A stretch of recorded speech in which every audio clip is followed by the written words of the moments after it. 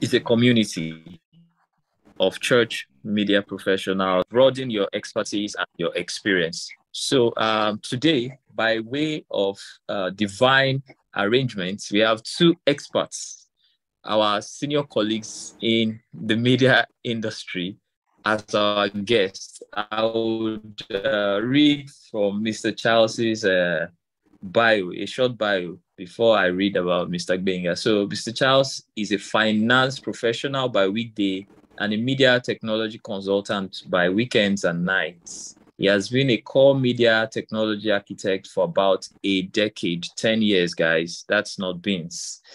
He pioneered and currently leads the media team of Harvesters International Christian Center, the Lekki campus. He's passionate about cost-effective, innovative excellence with a knack for finding a pathway towards achieving excellent thresholds in milestones without breaking the bank. I like that part. You don't want to break the bank. You want cost-effective solutions. That's what we're talking about today. So Mr. Charles is also a member of this Church Media Professionals Network. So, ladies and gentlemen, can we give a round of applause for our fantastic guest on today's forum, Mr. Charles Ileogben.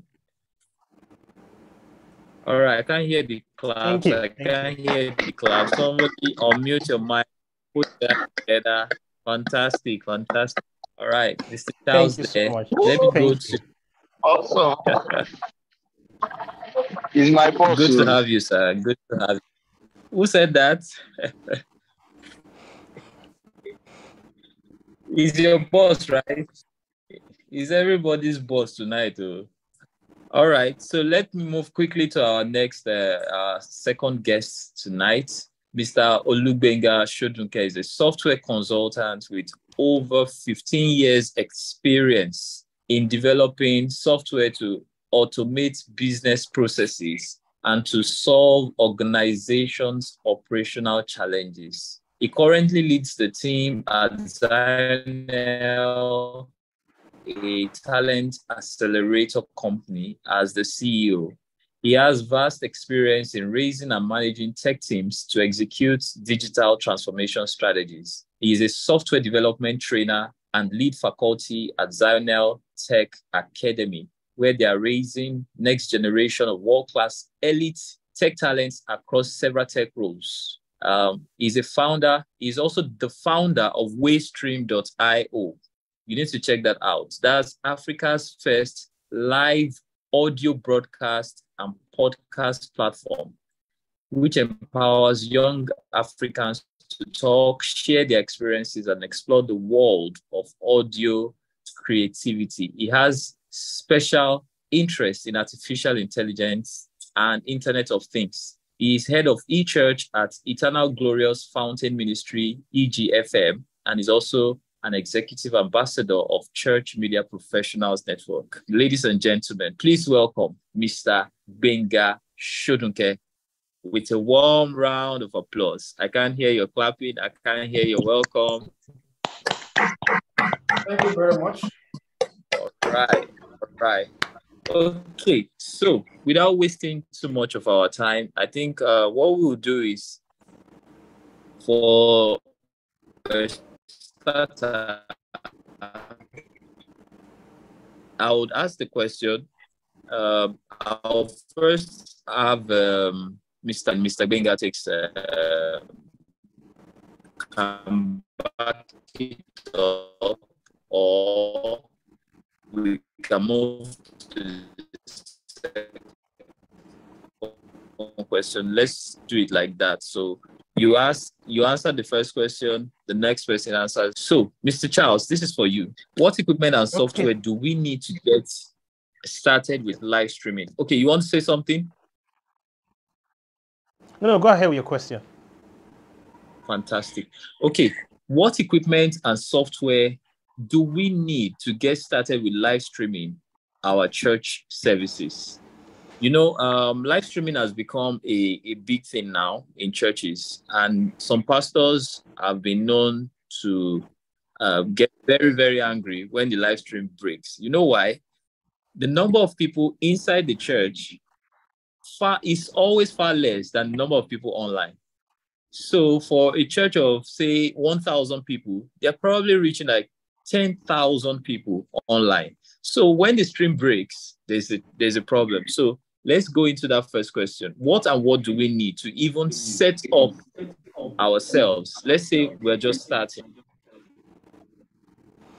Okay, so now before I answer that question, I Mr. just want Charles, to you can give take the a floor. yeah, please. Can you hear me? Confirm you can hear me, please. Live and clear. Awesome. So I was saying that before we discuss equipment, we need to know that your live stream infrastructure rides on your production infrastructure for your actual service. So it's one thing to say, what do we need to start live stream? But the question is, where are you regarding your production in church? Because whatever you are sending online is whatever you are doing in church. So the question is, where are you at that point? Now, like I said, like I would always advise my clients, start from where you are. Don't first of all think about, oh, let me go and get the biggest software and the most expensive implementation. Before, you can always upgrade from one thing to another. So for me, the two key things you need, if you are going to start live streaming, the most important thing you need is you need a video capture device, because the truth is, you have situations where, oh, you have what they call it, you have your production in church, you are set up in church, you are sending video signals to your screens or to your projector. So good at that point, maybe just directly from your video mixer you send to your screen or projector.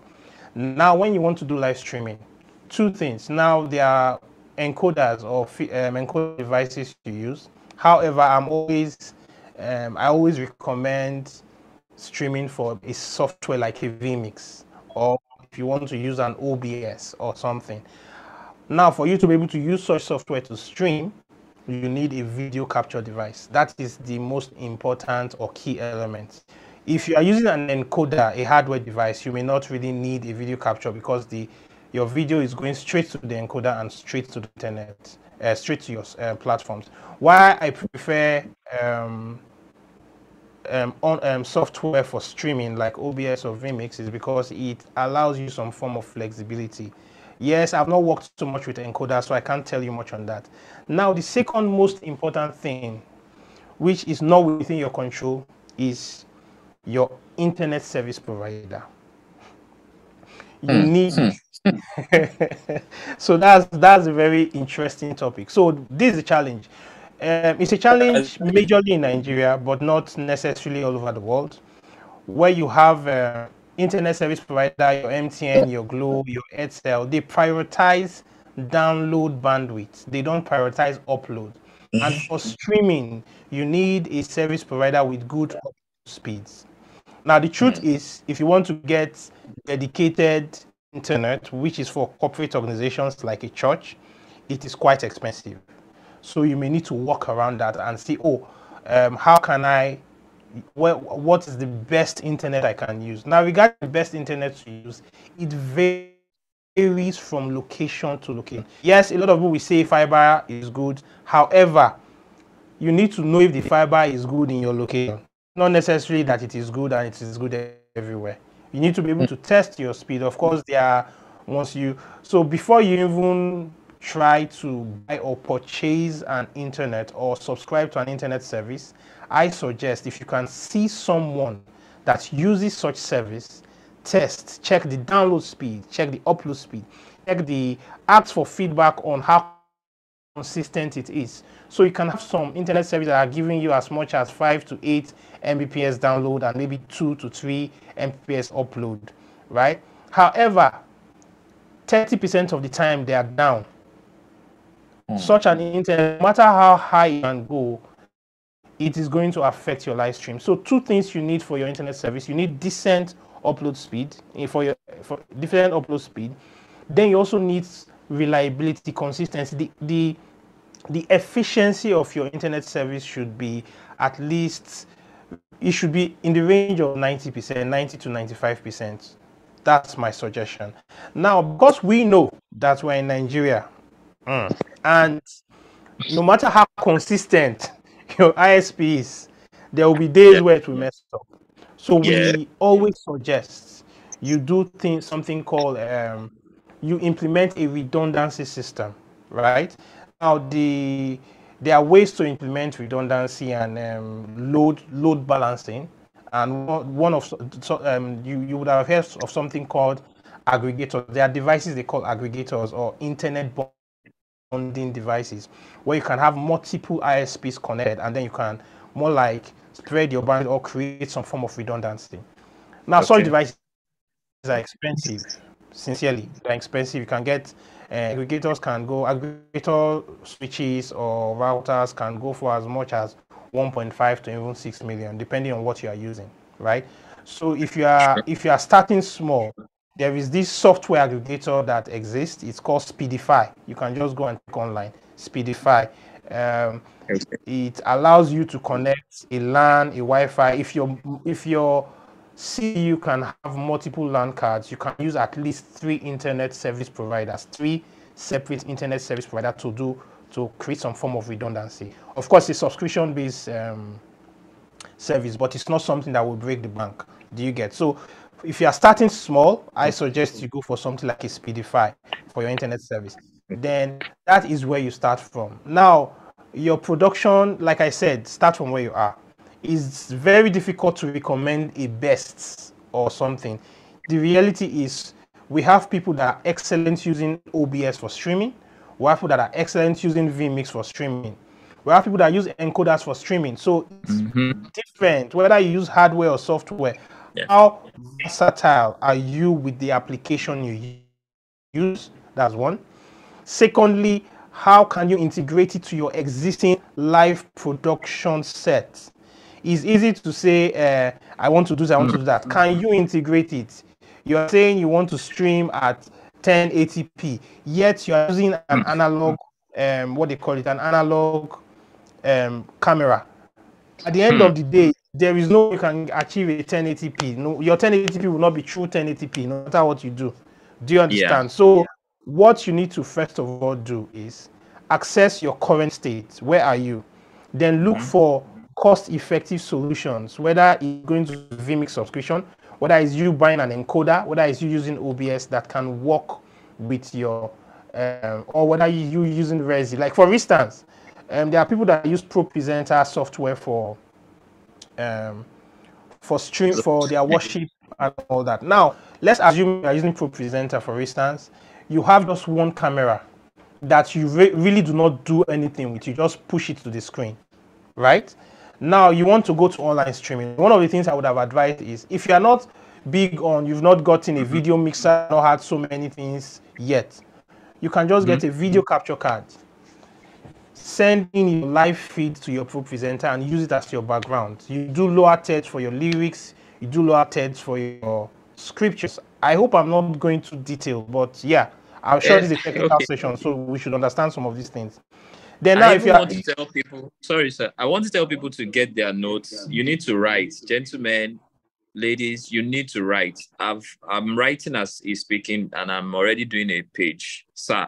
Please fire on. Yeah. So if you, for instance, you are able to send your signal to your ProPresenter, you can always integrate a ProPresenter with a Resi. A Resi allows you to stream to multiple platforms. So if you can start from there and then you can upgrade or change whatever you want to do. However, if you already have a complex production setup where you have a video mixer with 3 cameras and all that, then the best way to go is to rather use a vMix, where you bring in your content from your scripture, your lyrics, you bring them to your vMix, you bring your output from your mix to your vMix, and then you stream from vMix. It gives you more flexibility. You can do multiple camera mix and at the same time stream that online. So that's what I would suggest. But what I would say is, wherever you are, start from there. When you are starting, you may need to do some consultation. You may need to ask people. That's why it's good to join the Church Media X platform, where you can get free consultation. But there are times that you may actually need to do a paid consultation for, so that you don't make mistakes. Do you get? But if you're not doing paid, you want free consultation, then join the Church Media X platform, because there you can ask any questions and people will just share from experience and give some ideas on what you can do. Always start from where you are. Your production can be as simple as streaming to one platform, and as complex as streaming to multiple platforms. Now, I'm going to note a warning. If you intend to stream to multiple pages, just YouTube, you want to send to YouTube, to Instagram, to Facebook and Twitter at the same time, trust me, don't do that on your internet bandwidth. You will degrade your signals. At such point, you need to probably subscribe to something like Resi, or you do a cloud implementation, or you use things like InstaFeed or Caster. Those are applications that have already that can extend your streaming capabilities. So what happens with a lot of these applications is you send your streaming to the application. Your stream key is you stream to the application, then the application stream to your platforms. Do you understand? So rather than you streaming to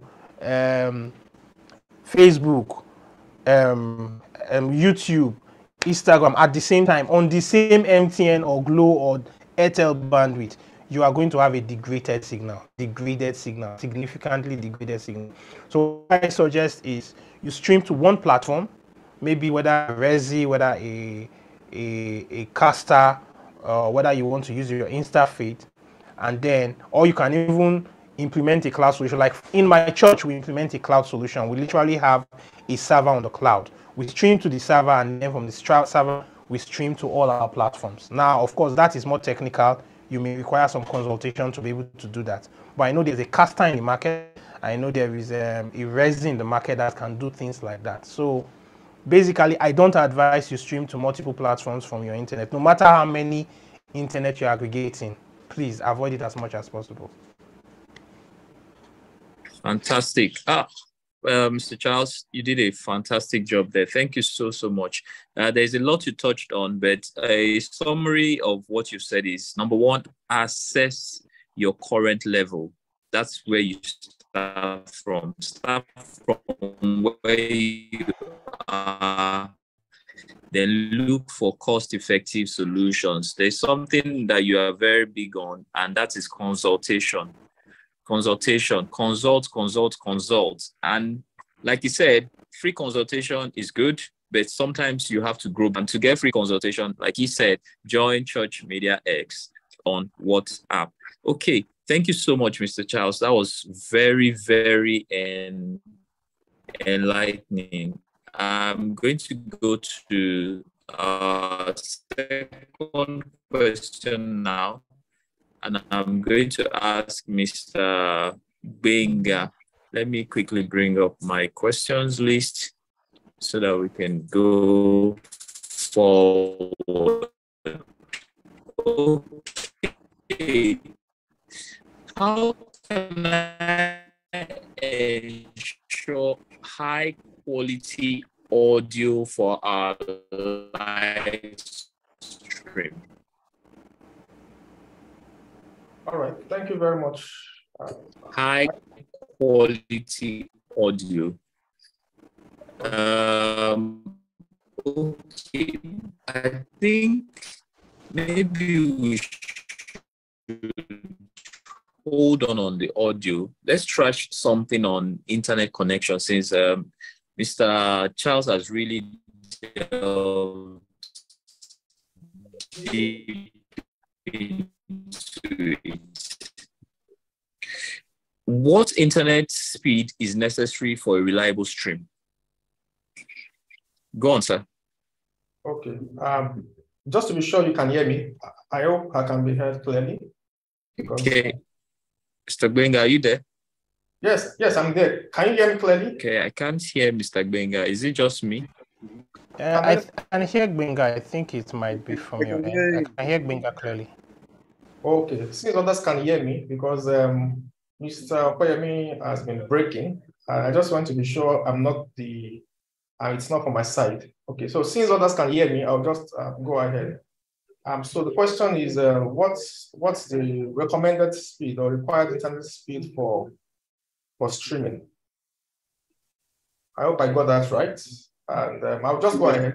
So to answer that question, now I would like to answer that question first by explaining some technical things about streaming. And I'm not going to be afraid to go technical because I believe most people here are media people, right? And so if you're not technical, then I also believe that's one of the reasons for this webinar is to actually, it's like a mini training, okay, on some of the technical stuff about streaming. So like I always say, it's very, very, very important to understand some theoretical aspect of streaming, okay, so that you can do very well when you are actually practicalizing, especially when issues occur while streaming. Okay, having a good understanding of theory will help you troubleshoot.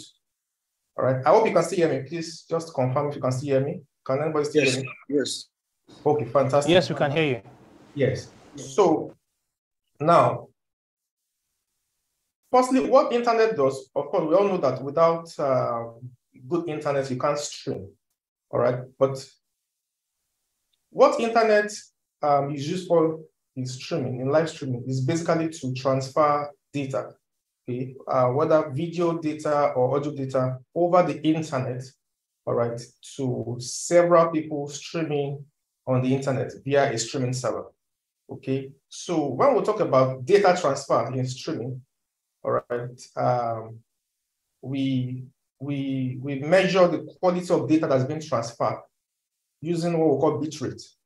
Okay, so bitrate is actually the quality. Okay, it determines the quality of the audio, both audio or video data that you are transferring from your computer over the internet. Okay, so the amount of or the quality of internet you need to transfer either video or audio data over the internet to the streaming server is determined by the size or by the encoding setting, okay, of the data you are trying to transfer. Okay, so so I would like to answer the question from the other way to say that what you're encoding actually determines the internet speed you need. So, okay, so if you're in an environment where you have poor internet, okay, so one way to work around that is actually to reduce the bit rate, okay, of the data you are encoding, whether video or audio. All right. So the bit rate actually determines the quality of internet that you need. Okay. So the stronger your internet, okay, so this is a general rule now. So the stronger your internet, the higher your bit rate can go. Okay. So bit rate is basically the number of bits that you process while sending file over the internet. All right. So if you want to send, so another thing about bitrate is that bitrate determines the quality, okay, of either video feed or audio feed that you are going to be able to transfer over the internet, okay? So the higher the quality of internet you have, it means the higher the quality of video feed or audio feed you will be able to stream, okay, to either viewers or listeners all over the, streaming your event or program, from all over the world. Okay, so the question is, if you want to stream high quality video or high quality audio, okay, which can be achieved by setting a high bit rate in your encoder, all right, then you know that you need a very strong internet connection, okay? So if you want to stream HD, for example, okay, which is 1080, then you need at least not less than what I usually recommend. The speed also determines on whether you are using a dedicated internet connection or a shared bandwidth connection. Okay, so with dedicated, I know most internet service providers like TZT, provide, and even MTN and these other people, other telecoms companies provide dedicated internet. Okay, so with dedicated, you need a minimum to do 1080. I usually recommend a minimum of 15 Mbps. That's dedicated. Dedicated is different from shared internet bandwidth.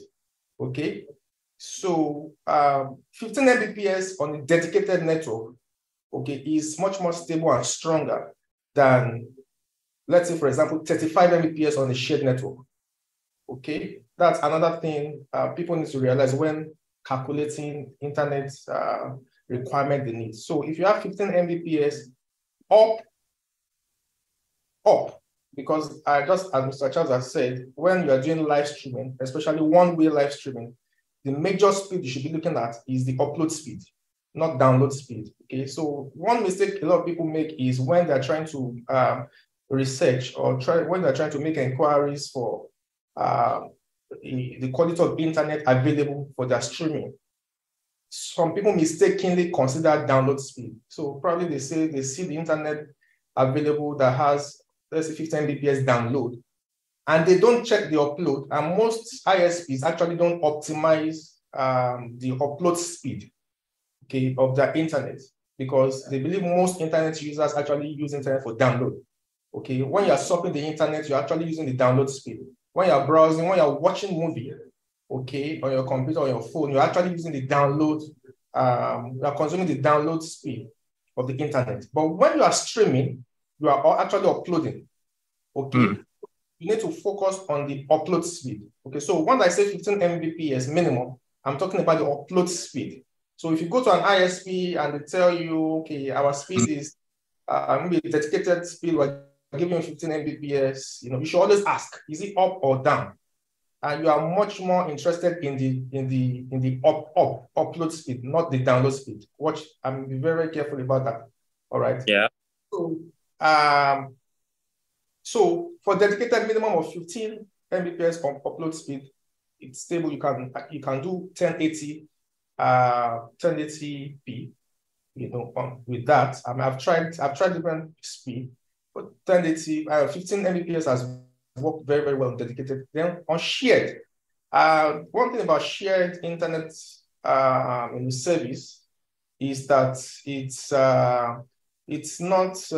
because it's being shared by multiple people. So it depends if you're using MTN or Airtel, okay, and you're using the shared network. If you check the speed using tools like fast.com, you can be 30 Mbps up and down. All right. But that 30 Mbps is, it could work, but just like Mr. Charles said, there's one thing about you getting a high speed. Another thing is reliability of the connection or sustainability of the speed. All right. So if you have 30 Mbps, for example, it can work, okay, but you can quickly start noticing degradation over time. Okay. So you just have to, factor that in. So one thing, our advice is whichever internet you are using, okay, if you are not sure about the stability, okay, of your internet connectivity, is better to play safe and, stream at a lower bit rate or at a lower quality. Okay, you can step it down to 720p is always very safe for video streaming if you are not too sure about your internet, because the highest streaming quality for video right now is that the kind of network we have, which is 4G. I know there are 5G networks available now that can do beyond 1080. All right. But if I'm not using 5G, that's the original 5G, not the fake 5G that we have everywhere now. All right. Because most of the 5Gs being promoted right now are not actually 5G.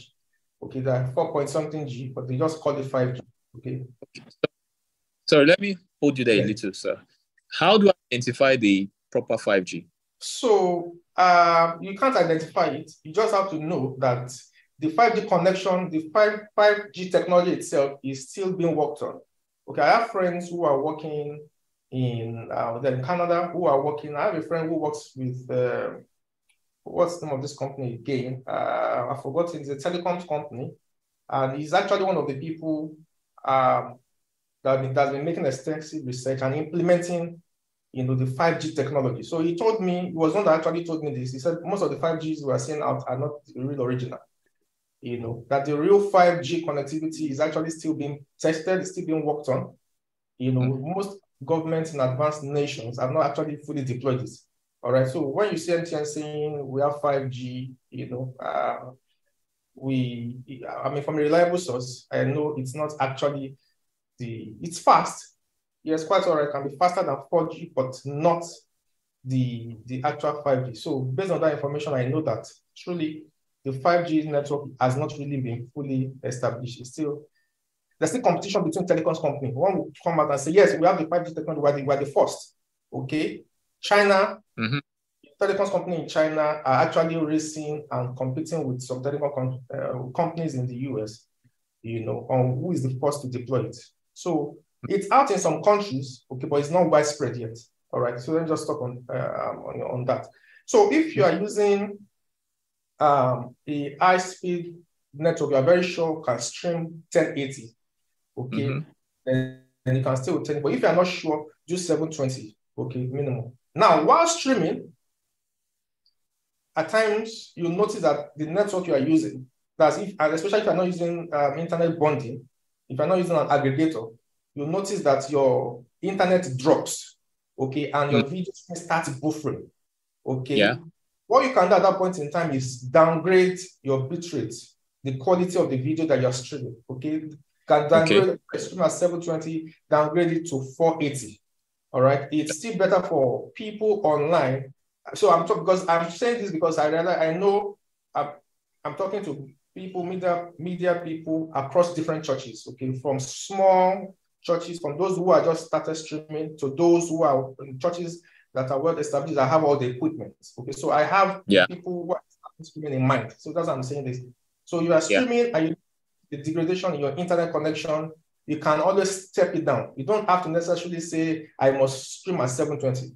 Okay, it's better for people to have, a less quality video, but they can still hear, they can still hear what is being preached, than insist on streaming a very high quality 1080 with a poor network, and the streamer viewers or listeners can't see, or they can't see clearly, and they can't even hear. If they can hear, it's still manageable. But when it's both buffering and you can't see anything, it doesn't help anyone. So it's better you can step the quality down to 480. And if 480 is still struggling, your internet is still struggling to carry 480, step it down to 320. So that's one of the ways by which you can manage, even if you have a very poor internet connection. So to answer the question straightforward, minimum of 15 Mbps to stream. Depending, if you want to stream the highest quality 1080p, minimum you need is 15 Mbps dedicated, okay? And for a shared, nothing less than maybe 30 Mbps up. I hope I was. Fantastic. Okay, I will throw this question to Mr. Charles. I will throw two questions. Before you throw the question, can I make a quick comment on internet speed? So, one of the things we've done, we've tested and over time, and some of the lessons we've learned is, I told you at our church we implement a cloud solution, right? And one of the benefits we've gotten over time is there's this protocol, SRT protocol for streaming signal. Is a server to server connection. It's not supposed to deliver to clients. So rather than me just streaming from my local production site, right, I send my signal via SRT to my cloud production site, right?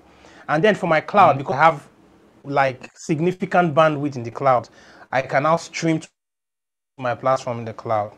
Now, what we discovered over time is with SRT protocol, you can, even if your internet has a lower bandwidth, lower than maybe the 15 Mbps, trust me, what our guest just spoke about, you need minimum 15 Mbps to ensure 1080p. That's the truth. Right? But what we discovered that over time, what we could do is you can reduce your setting. You can say, okay, let me stream at 3 Mbps for instance, or 4 Mbps for instance, right? On your setting, and then introduce a latency because of your internet provider, your internet service provider. You introduce a latency, maybe a latency of 30-second latency.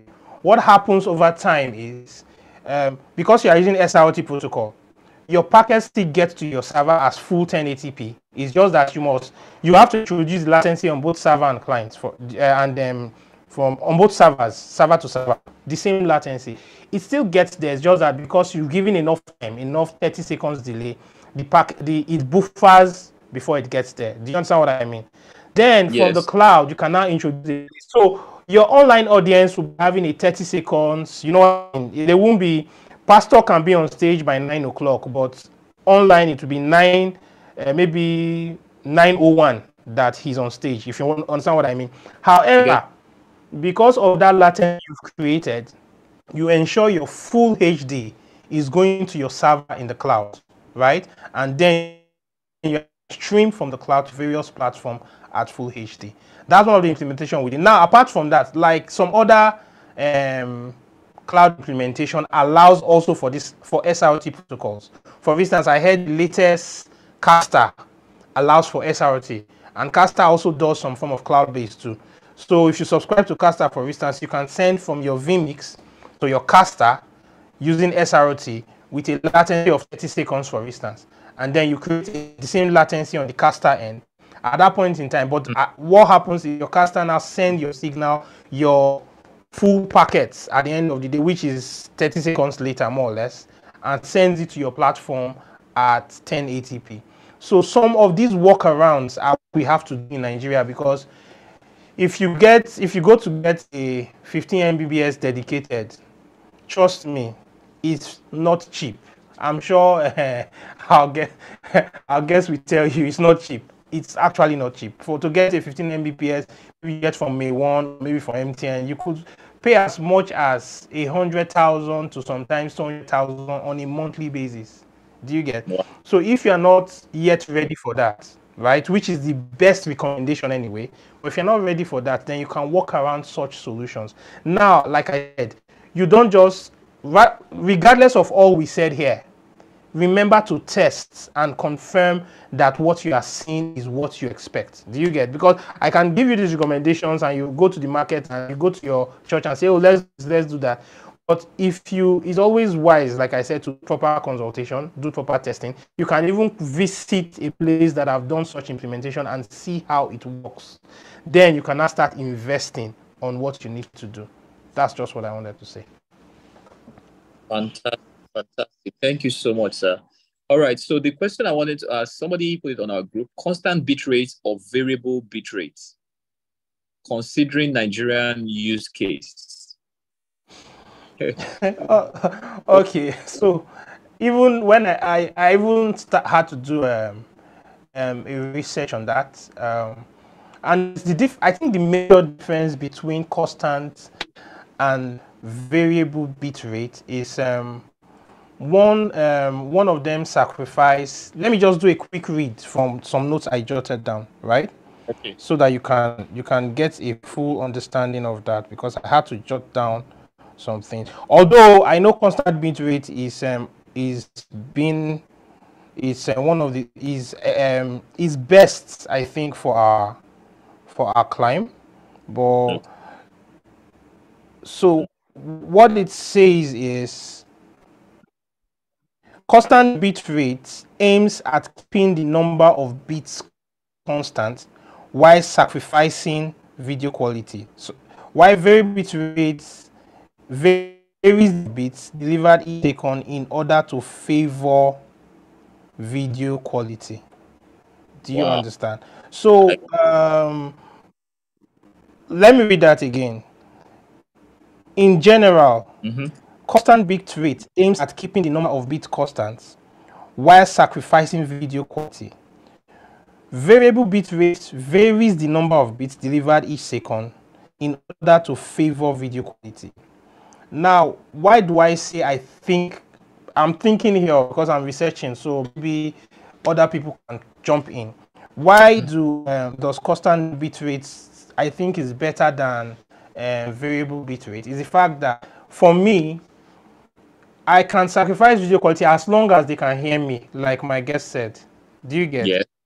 So if the people can hear me and because of my internet speed, you know your internet speed, let's say is 2 Mbps. You've tested it and you know that the minimum you have upload is 2 Mbps, and then you put a constant bit rate of 2 Mbps on your settings, for instance, your stream settings. What happens is when you're having a degraded internet or for some things or reasons, all you just see is that the video quality drops, but your stream is still going through. However, for variable bitrate, your your application tends to try and push in more bits just to ensure you get your 1080p. So when your internet service seems to be fluctuating, what you have is you have like a broken stream and people can't hear you. They don't know what you are doing. Do you get? So for me, I would think, because I know I think they just implemented constant bit rate on vMix, if I'm not mistaken, some few months ago. And even in the vMix forum, all of them everybody was saying, yes, Okay. this is what we're looking forward to, all that and all that. So in a sense, I think for streaming, constant bit rate seem to be more acceptable than a variable bit rate. However, I'm still researching it. So anybody that has comments on this can throw it in, please. Thank you. Okay. Fantastic. Okay, thank you so much. Okay, let's leave. You want to say something, Mr. Gbenga? Can I just add to Okay, quickly, please. Yes. So again, I mean, well answered, Mr. Charles. Again, but I just want to add again that just like I said earlier, which bitrate type you use largely depends on the quality of your internet. All right. It depends on the quality of your internet. So if you have high quality internet, okay, actually VBR, that's variable bitrate, is the best. All right, it's actually the best because, like he has said, VBR ensures quality. It maintains the quality of your video. It ensures you have good quality at the end of the day. So, of course, if you have high internet speed, nothing should stop you from having a good output that will not be compromised. Again, the major problem with internet when you're researching about internet in Nigeria is not about the speed. If an ISP tells you they have, 30, they give 40 Mbps, that is not the problem. That 40 Mbps, is it going to be constant? If you have a 3 or 4 hours meeting, is it going to be 40 Mbps all through? So you have to factor in the fluctuation. Okay, so knowing that, so if you use variable bitrate, so what happens is that if you use variable bitrate, what happens is that as your internet connection speed is dropping, okay, it means the quality of the video that's being, what's it called? If you use a CBR, that's constant bitrate, what happens is that as the internet connectivity is dropping, all right, the quality of the video that's been encoded also drops, okay? And once the speed comes up again, the quality also increases, okay? That's with CBR. So the quality of the video keeps fluctuating. And at the end of the day, when people are watching again, they will notice the fluctuation in quality. All right. So, but if the quality of your internet is very, very, very, very, very good and stable, all right, variable bitrate. Go for variable. Yes, is fantastic. Okay. Okay. So let's quickly delve into high quality audio. Like you said, we can forgive bad picture, but most audiences across the world cannot forgive a bad audio. So how do we ensure we have high quality audio for our live stream? Are there specific microphones or audio setups that you would recommend? Mr. Gbenga first. Okay, thank you very much. So one simple rule of live streaming that we must always remember is that what you get is what you stream. All right. If you're handling live streaming operation, you don't produce the audio that's being streamed. Okay. Your job is to receive input. All right, from the video team and the sound engineering team and plug it into your streaming software. Streaming software encodes and transmits. So you're only a transmitter, okay? You're only managing the transmission process, okay? So if the quality of your audio that is being produced or that's been sent to you is poor, there's no magic you can perform. The quality of the audio you are streaming is going to be very poor. Your streaming software is not going to be able to perform any magic to make it right. So the most important thing, where you start to determine quality from is from the quality of audio being produced in-house. All right. So you have to ensure that that's where you start from. And that has to do with the equipment you have. Do you have, what kind of audio mixer, do you have, what kind of microphone is being used in-house? All right. In this case, you don't need internet to determine that. You just need microphone, you need good sound mixing. You might even have good equipment, but if the sound engineers are mixing low quality sound, okay, and that's what they're sending to you, and there's really no magic you can perform, all right? So first, ensure that the quality of the sound being produced in-house and being mixed and being sent to you is of a high quality, okay? So once that is guaranteed, all right, then your streaming software, does the rest. And this is also determined by the live audio streaming software that is being used. All right. Now, I think this is a good time to mention that right now in Nigeria today, or in Africa, from the research I have made and my team has made, before now there was only one audio streaming software that's being used across Africa. Okay, and that is Mixlr. Okay, and but today I'm glad to say that Mixlr now has a much better competitor in Wavestream. Okay, which was I'm glad to say that was developed by my team. All right. So one of the things we did with Wavestream was basically to create functions within Wavestream to ensure the quality of audio being streamed is much more better.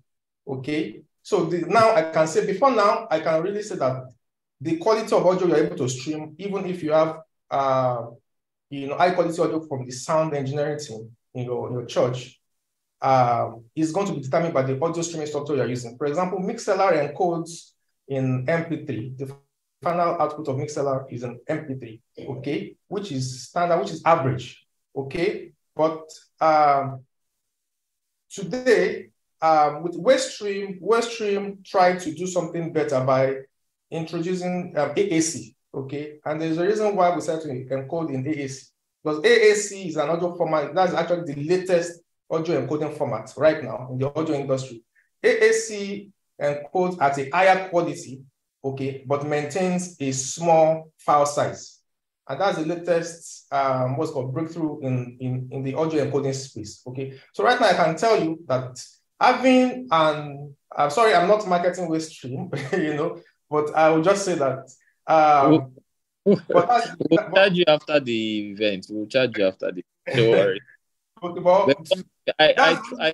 I truly wanted you to explain what is going on with Wavestream, and this is a very good opportunity. So go on, sir. Go on, sir. Thank you very much. So, so right now I can tell you that now there is a better audio streaming software in the market that's offering, far so many better features. I've been using Mixlr for over 7 to 8 years, and we got to a point where we needed more. We needed much more power in the audio streaming space. And personally, I searched online for that better audio streaming platform. I couldn't find any. And we decided, my team, to take the matter into our hands and decided to build that better platform. So actually, Wavestream was developed first for my team, for ourselves. I needed a better audio streaming software because I wanted to be able to stream a high quality audio, and I wanted to be able to allow listeners to be able to pause the live stream and rewind while streaming live, just like we can do on YouTube, okay?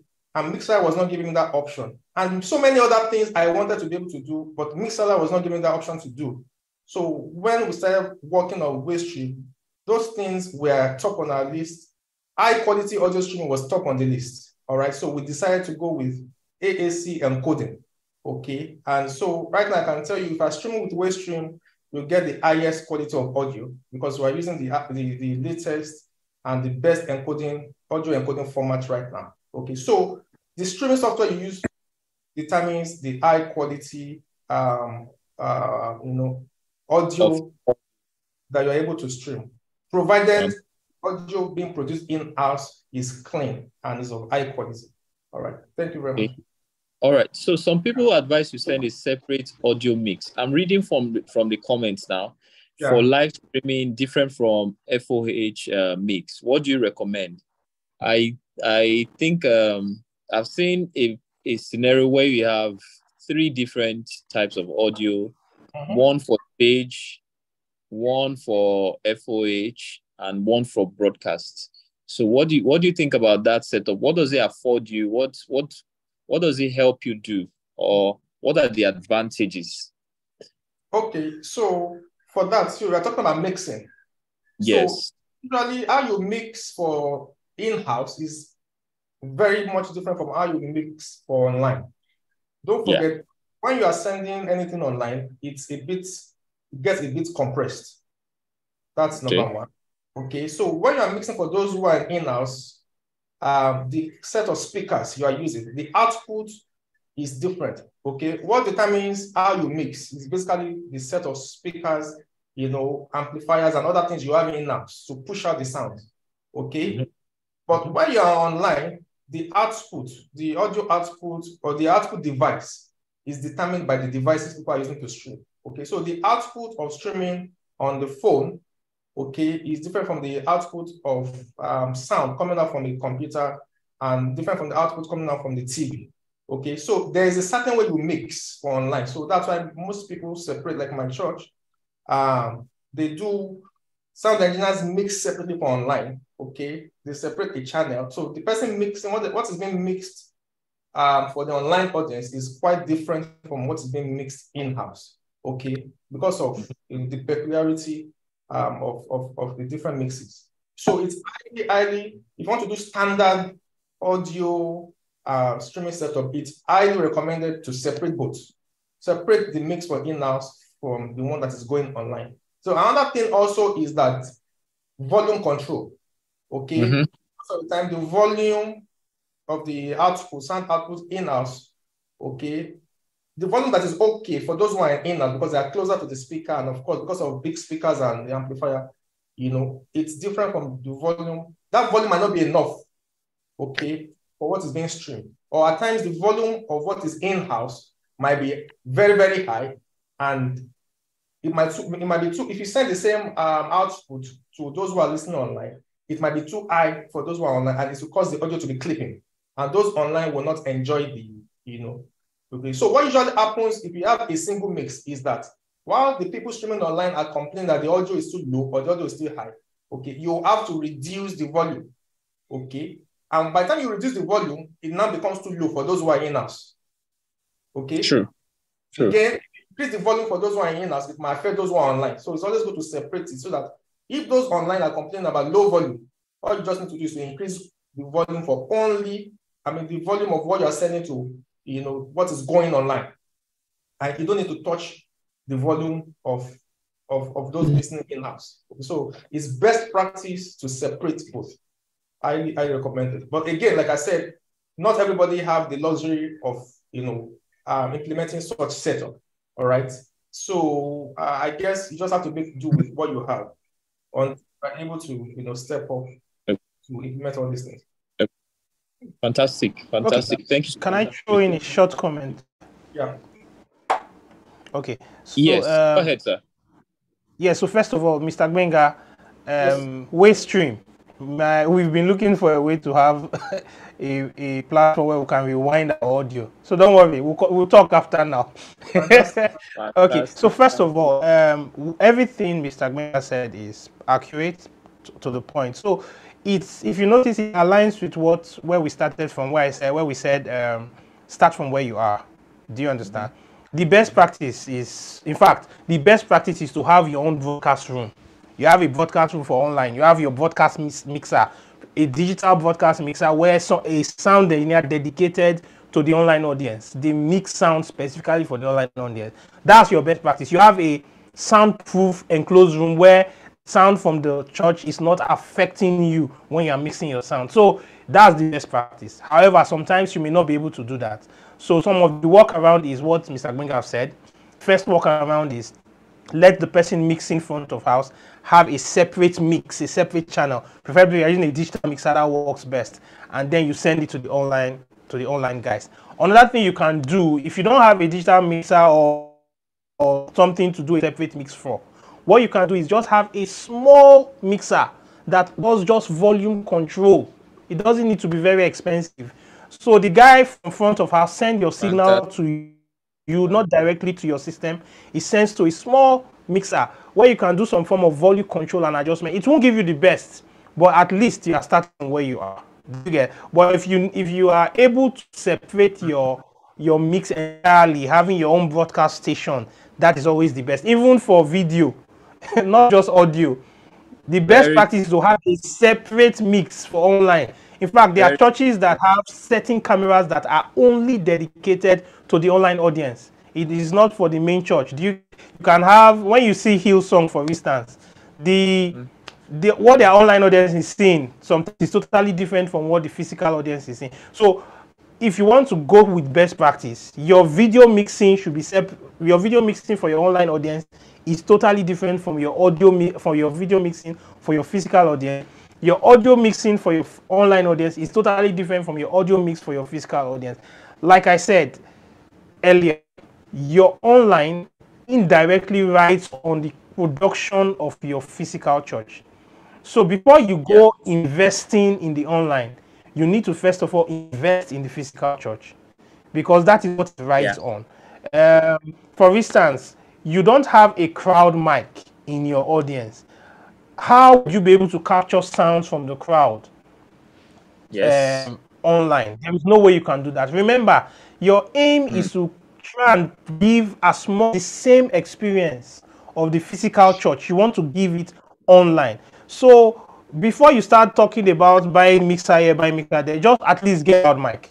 First of all, capture the audio from your crowd while you're capturing audio from your what they call it, from your singers and from your pastor. You also capture the audio. So when people are shouting hallelujah, it is not just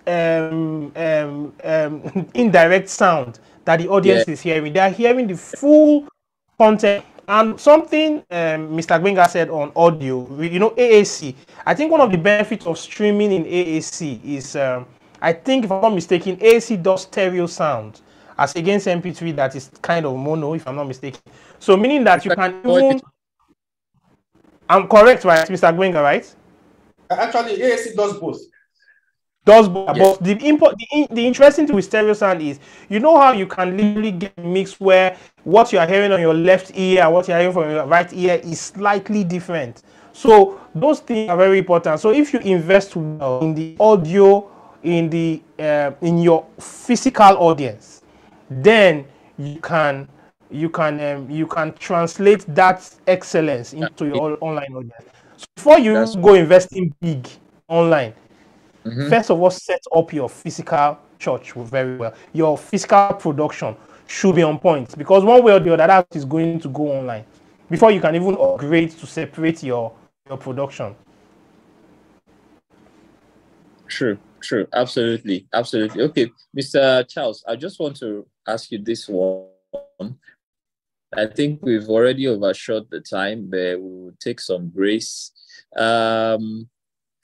What are the key steps to building an effective volunteer team, very specific, to manage our live stream operation? Because like you said, there is a team that should be dedicated to the in-house, and there is a team that should be dedicated to the online live stream. What are the steps there? What are we supposed to do? What am I looking at? So I think the most important term in that statement you made is the word volunteer. Why did I say that? Is because if it's to get people to do the job, you can pay people and they will do an excellent job. Trust me. Exactly. Just if you have the money, just go and get people, get a sound engineer, get this. But when it comes to building a volunteer team that does excellent work, first of all, you need to understand that volunteers are not being paid.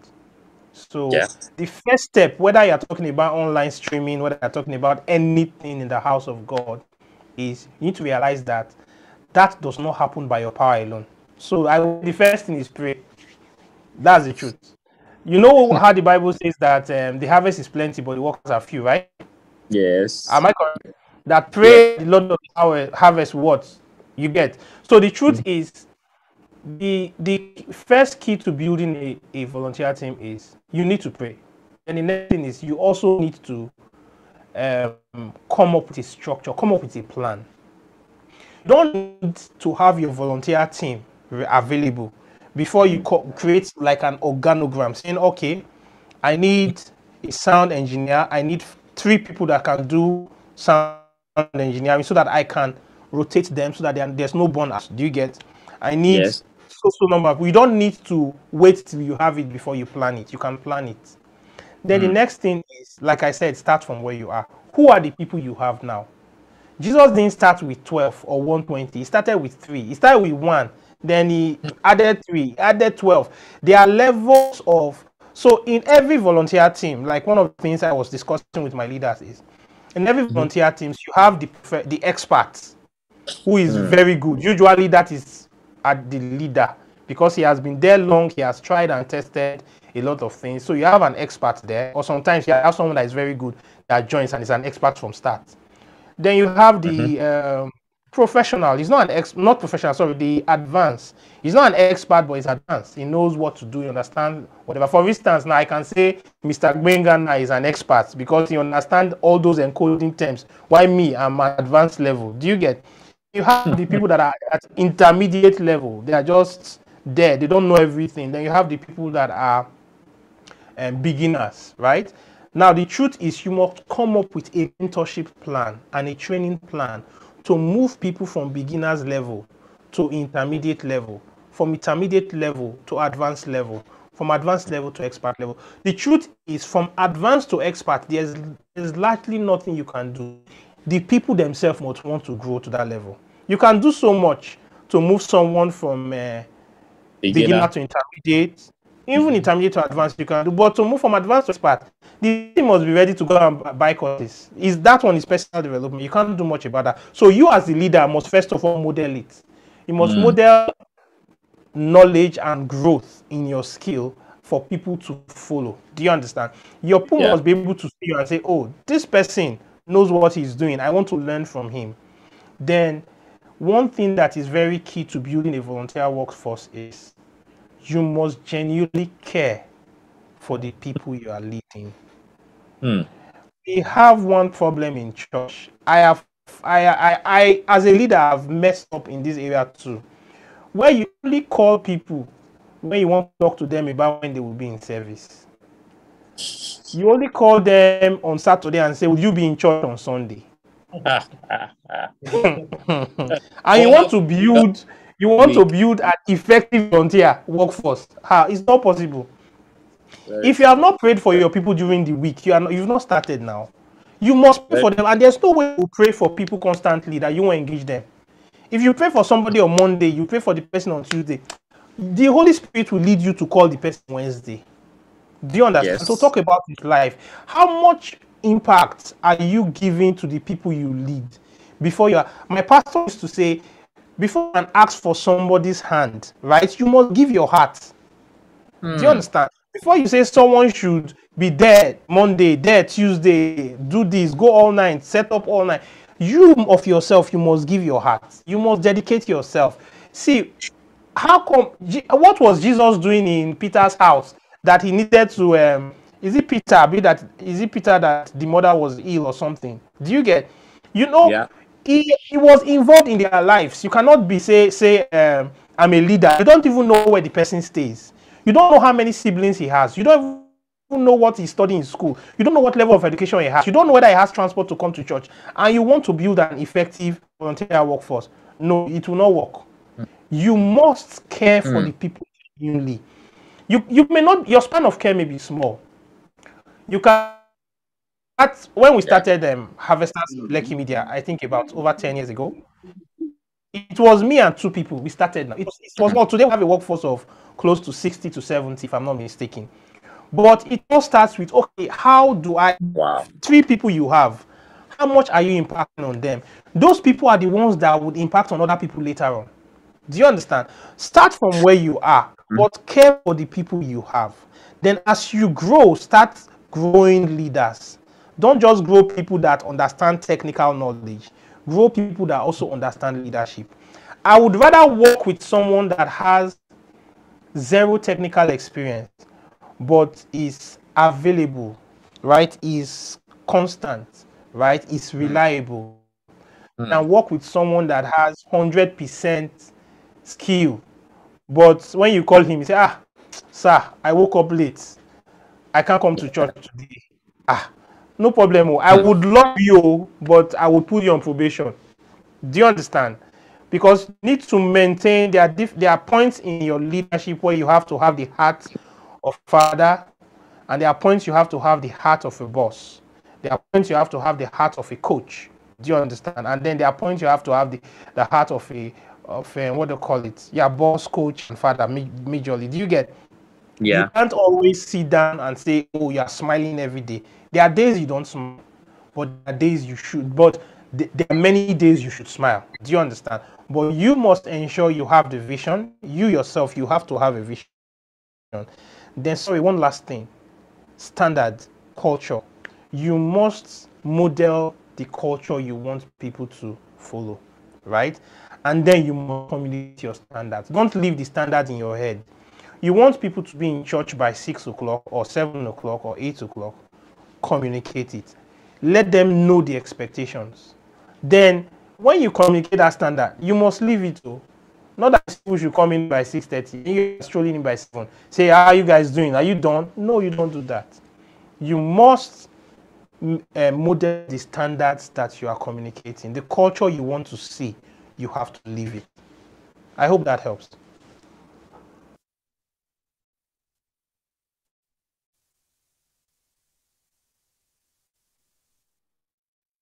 Yes, sir. Thank you.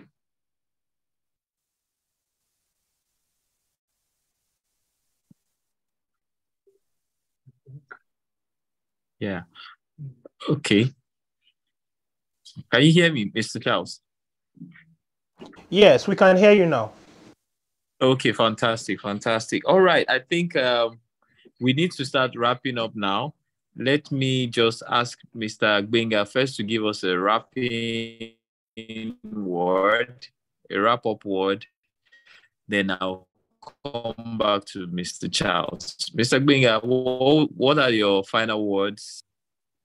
Okay, thank you very much. I would like to say, I mean, one thing you mentioned at the beginning of this webinar, was that the main purpose of streaming, live streaming, is actually to publish or to broadcast what is happening live in the church physically to thousands, hundreds or thousands or millions of people online.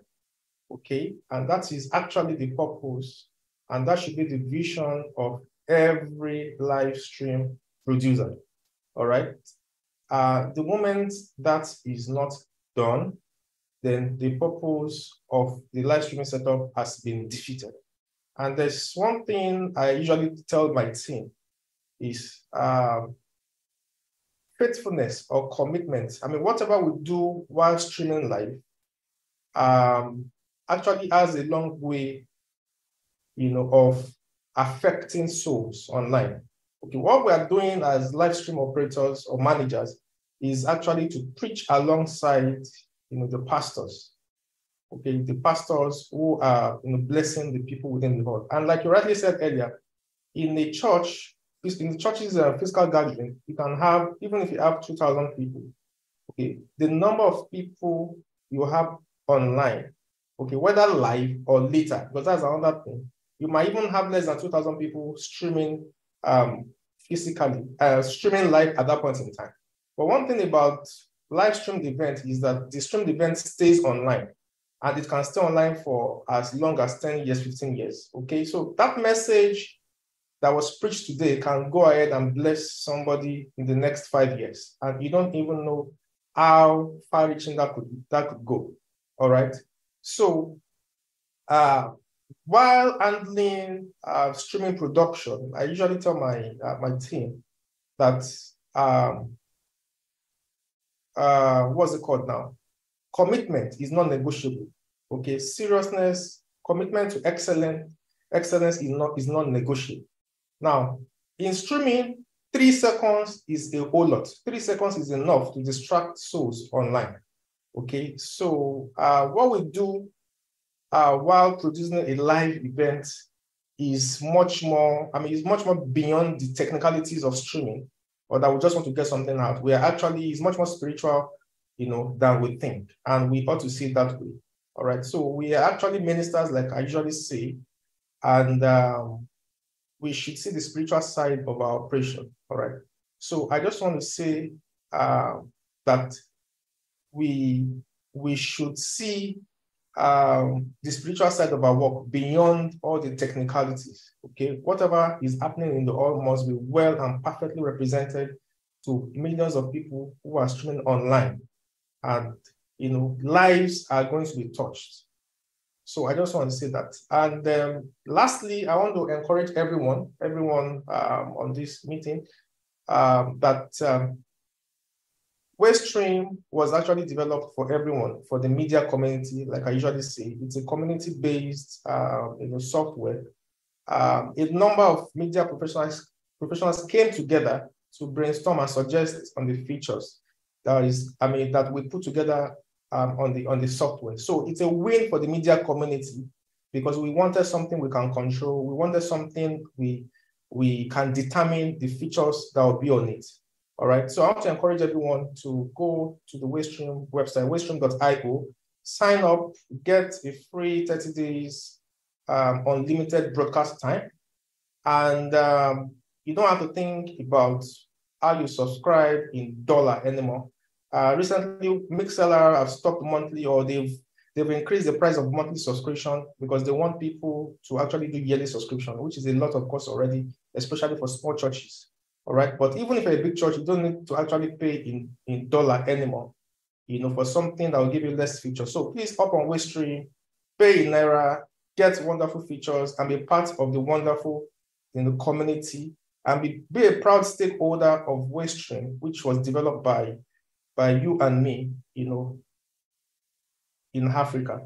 So thank you very much for this opportunity, Mr. Opeyemi.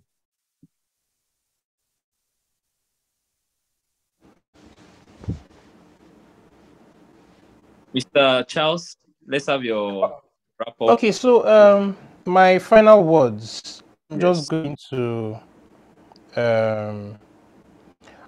read a portion of scripture to just buttress what Mr. Gbenga just said. There's this scripture in Habakkuk I like a lot. It says, "For the earth shall be filled," Habakkuk 2 verse 14, "for the earth shall be filled with the knowledge of the glory of the Lord, as the waters covered the sea." I think there's only one way that can happen: via streaming, via online streaming, via broadcast. Absolutely. That is the truth. So Mr. Gbenga saying that we are more or less preaching, like we are more or less the one carrying the message from the pastor to the world, is so true. So what that means is, if you're a church leader here, let's say you're not a technical, but you're a church leader here, please do not compromise on your online community, on trying to push your message, the message of Jesus rather, to the online space. Your maximum, even if you're a very big church, you might end up having 10,000 capacity, but in one stream you can reach 100,000 people, you can reach 1 million people. So I don't think we should compromise on that. As the body of Christ, we should not compromise on that. As a technical person in the house of God doing the live stream, don't treat it as one of the things we do. Every number you see that is joining is a soul that Jesus is trying to reach, or that Jesus is trying to improve their life. so their lives. So don't take it for granted that yes, it's just. I mean, there's always this priority. If you're not careful, the media teams in church tend to prioritize physical service over online. But Mr. Gbenga said, you know, if you have a blackout in church for like, let's say 5 minutes, people will stay. They're already there. But when you have a 5 seconds, 10 seconds blackout on your online audience, you lose like 30% of them almost immediately. And they will not join again. There's nothing you can do. True. Do you understand? So you don't want to compromise your quality in terms of reliability, in terms of that stream going out. So when Mr. Gbenga mentioned that you can compromise a bit on video, and as long as your audio is being heard, I said yes, because that's the truth. It's the gospel we are preaching. So if you have to manage your infrastructure to just ensure that gospel go out with not necessarily 1080p, you are doing 480p or something, please do it. What is very important is that they hear God's word, not necessarily see how beautiful your church is. Even though that is important, because we also have to set excellence in the house of God. But start from where you are. That's very important. Start from where you are. Thank you.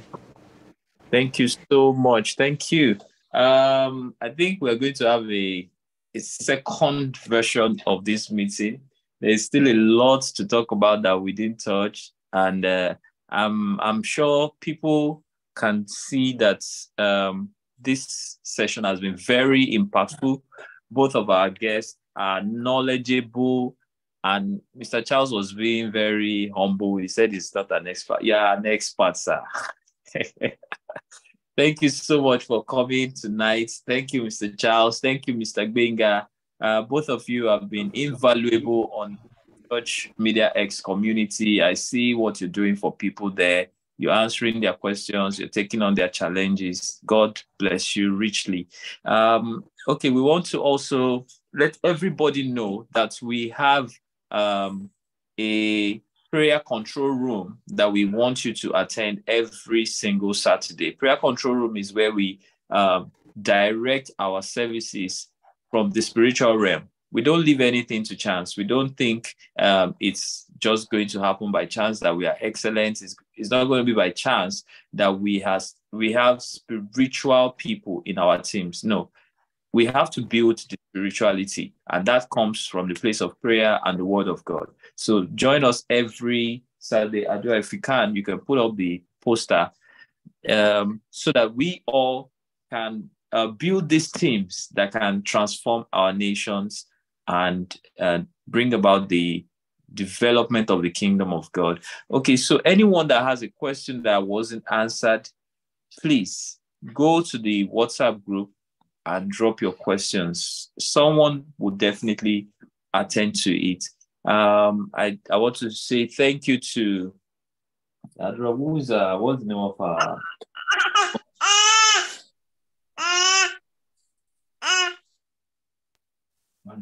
Okay, I want to say thank you to Brother Emmanuel. Emmanuel was the one that gave us the platform to Brother Emmanuel Basti. Hey, somebody needs to mute there. Who is that? The baby wants to join. Is that we're live streaming to baby now?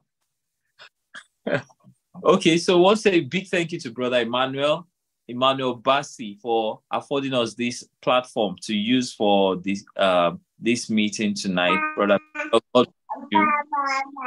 Where is the baby? He said, baby, you want to. That baby. I go tap to speak. God. That baby is going to be used by God. Hallelujah. All right, so we want to wrap up now. We say thank you to everyone that's been a part of this meeting tonight. Please, let's go on to the WhatsApp platform and just continue the conversation there. Thank you so much again, Mr. Charles. Thank you so much, Mr. Gbenga. Thank you. Thank you very much. You're welcome, sirs. And thank you to Adura. Adura Migba is the co-founder of Church Media X, and he's also the technical head. He's the graphics head. He wears so many caps. Thank you so much, Adura. All right. Thank you, everyone, and have a fantastic... The WhatsApp number, please. The WhatsApp number. Okay, it's not a WhatsApp number. It's a link that you have to click. Who is asking? Let me drop it here. At CMX space. Okay, that's the link in the chat. Can you click that link? It takes you directly to the WhatsApp group so that you are part of the community. Okay, thank you, everyone. I will leave the channel open for a few minutes so that everyone that wants to connect can connect to the community using the link I just shared. Thank you so much. Mr. Charles, Mr. Gbenga, you can leave now. We'll call you up later to wrap things up. But thank you so, so much again. Thank you. And thank you to everyone also.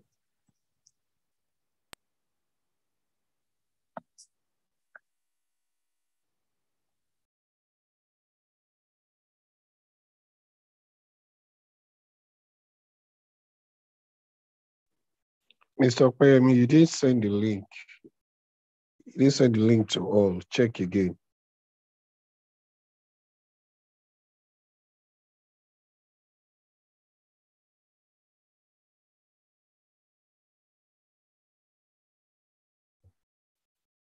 All right, can you see the link in the chat now? Check the chat. You'll see the link.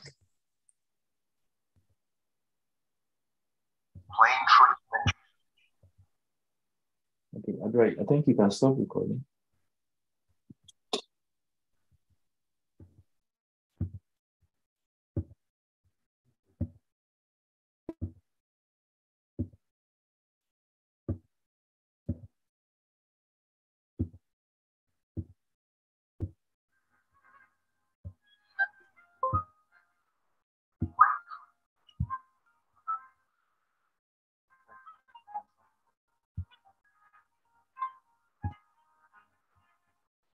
Even when I found your hand, you're still there on my head. Lover of my soul, you know they break my heart. I'll sing about your mercy, I'll sing about your grace. Now you they bust my brain every night and day. Naughty with the heart, naughty with the bless. Forever you're my father, you gave me the rest. I see your faithfulness, I don't know why.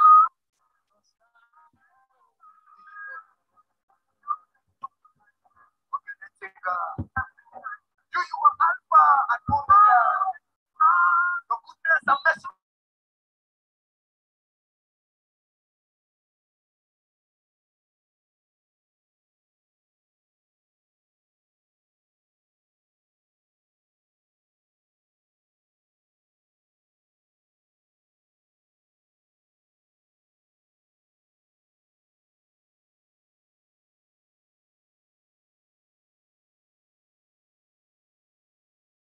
They follow me up like Pastor Bego. I don't come here to come to happy song because this one not be popo. You said cast your bread upon the living waters. And when I do so, when I come see I'm not jumbo. But sometimes you dey lose God and not lose God. But it's still a surprise Ronaldo how you did the show us mercy. Because the part of the church is like a shining light that shines brighter and brighter onto a perfect day. We always step into prepare blessing. God will put you all. So what thou great mountain? What did they worry? Who you be when God is? God is more real than Madrid. I said God is more real than Madrid. If God will be on top of your matter, the rest assures you of the past day. We are grateful for amazing. All right, thank you, everyone. Thank you for joining in.